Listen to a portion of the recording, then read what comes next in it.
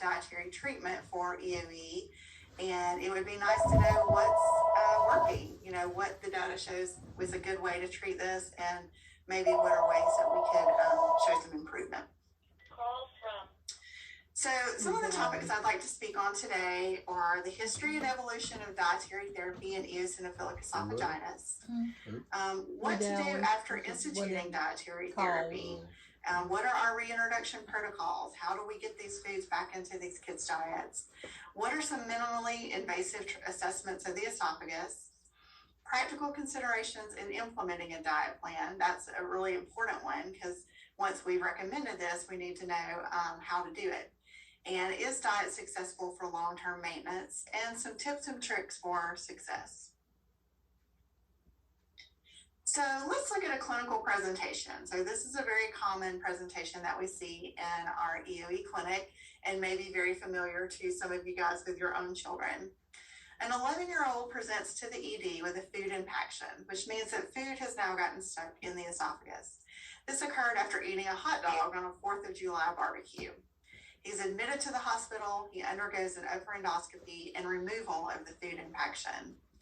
When we do the endoscopy, it shows 80 of those eosinophils, which are those allergy cells in the top part or the proximal esophagus, 100 eosinophils in the distal or the lower esophagus, and there is active sclerosis, which is that scarring and inflammation that we see in the esophagus from those allergy cells.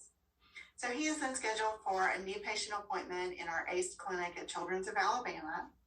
And we discuss options for treatment with the family. You know, what are some available things that we can treat with? We have medication treatments, but we also have some dietary treatments that we talk to the family about.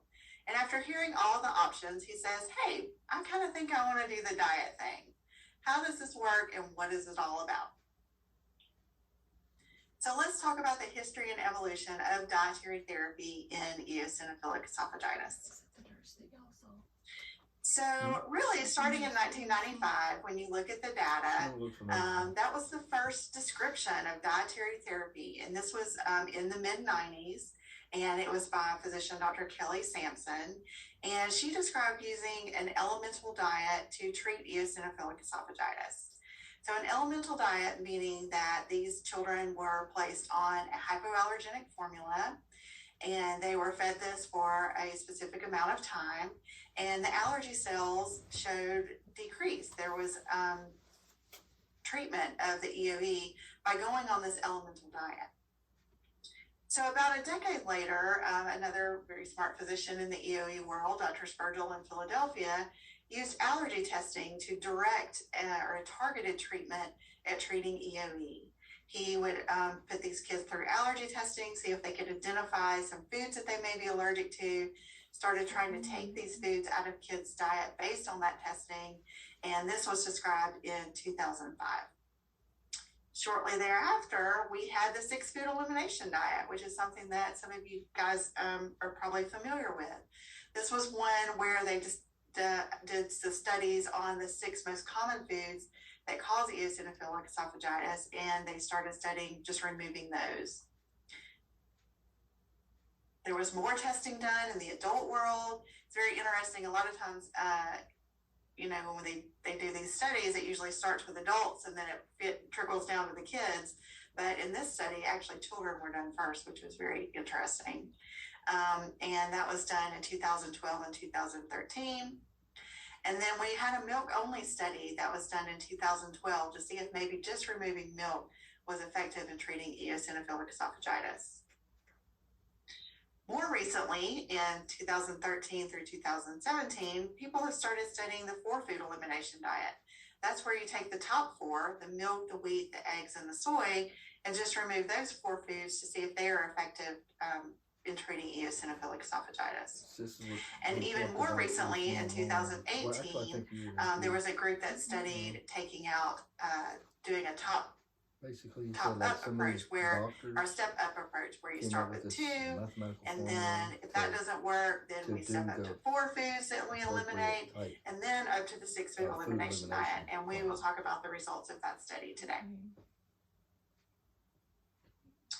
So this was a large study that was done by Dr. Lucinda, who is also a great EOE physician, reviewing all the studies that have been done looking at different types of diet that have been used to treat eosinophilic esophagitis and how effective are they? Did they work? Did they not?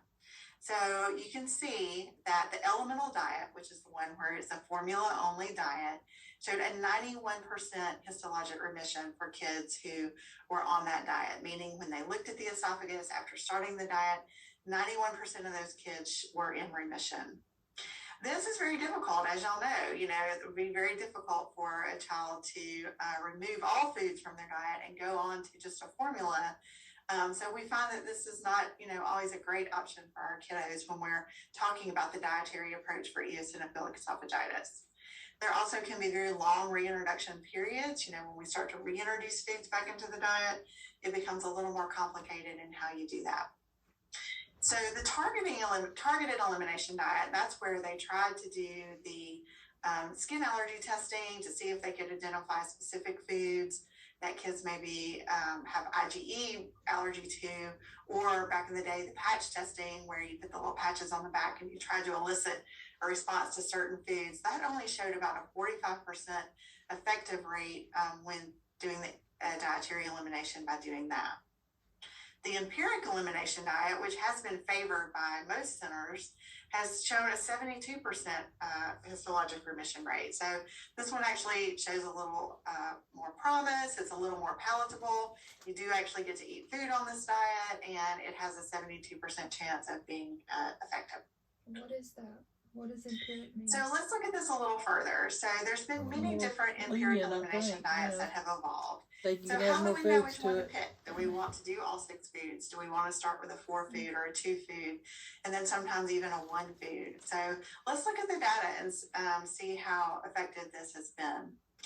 So if we look at the 6 food elimination diet, and this is studies that are comparing the adult population with the pediatric population. So in pediatrics, you can see there's a 74% histologic response rate to the 6 food elimination diet. And this is compared to the 70% in adults.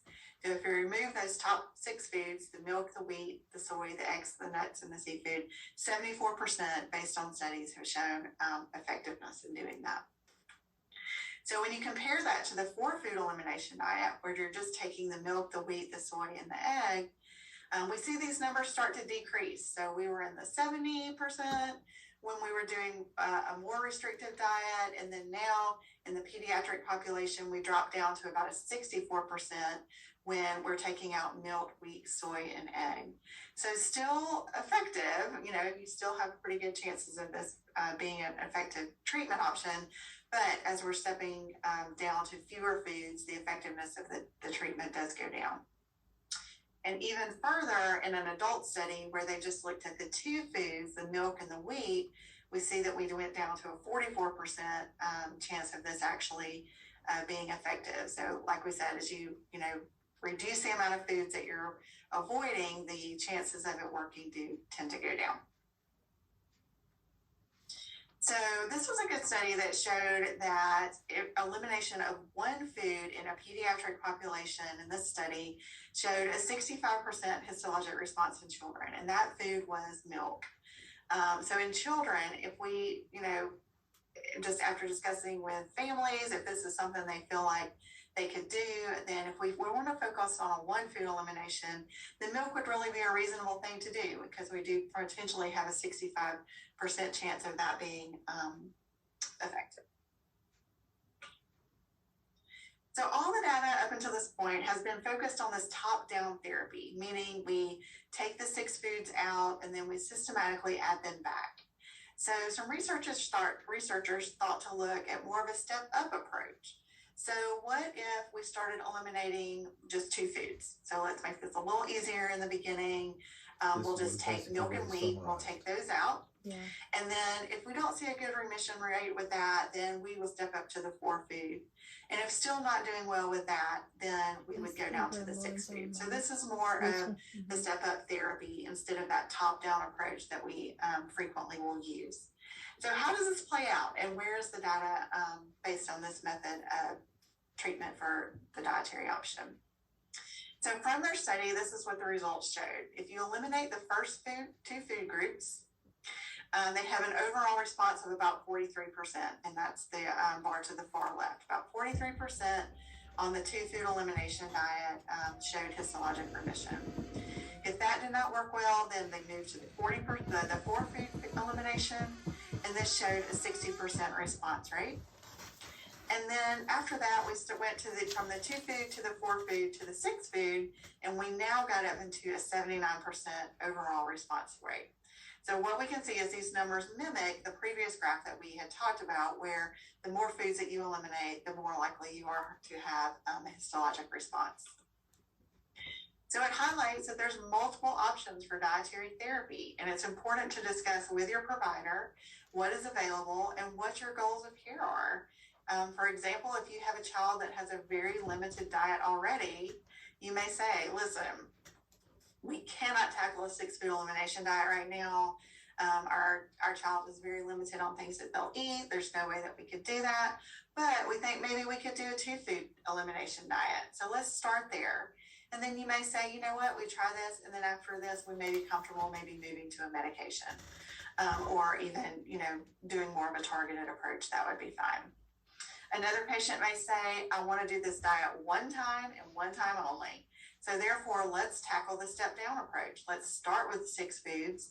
Let's get to the bottom of this. Let's figure out what food is triggering my EOE. So we start with the 6, and then we systematically add the foods back in. So there's really not a best approach to dietary management, but it's really what works best for your child and your family, and what you feel like you can tackle when you're thinking about the dietary approach to treatment of the EOE.